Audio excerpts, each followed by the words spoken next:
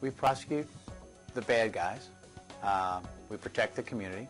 I think a lot of what we do is public education too. I think there's an awful lot of things that we can do going out and teaching people how to protect themselves against identity theft, talking to children about how to stay out of gangs, talking to people within our school community about how we can make our schools safer places for our kids to go each day when they're trying to get their education. There are a lot of different things that we do that I think the average person would probably think are very non-traditional prosecutor kinds of things, and then every day we are in court prosecuting individuals who have been accused of crimes here in the county, which last year was close to 40,000 people.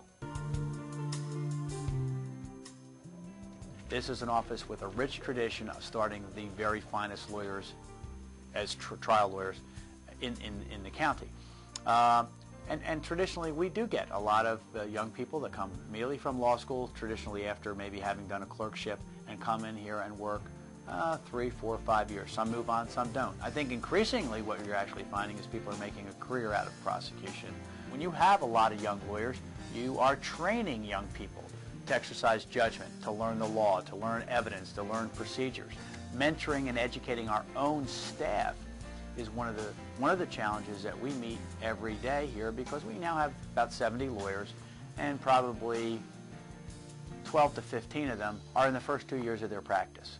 And so you're talking about 10 to 15 relatively young lawyers at any point in time who are really just beginning to learn their craft as lawyers.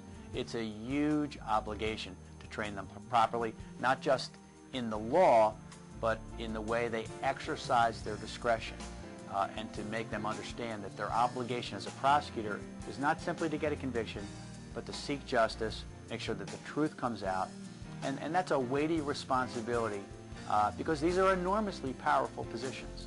And we talk about the fact that I want them to know how important it is, I think, for them to exercise their discretion properly, to do what's best for the community, and not to think in terms of wins and losses, think in terms of public safety and what really makes us a better community.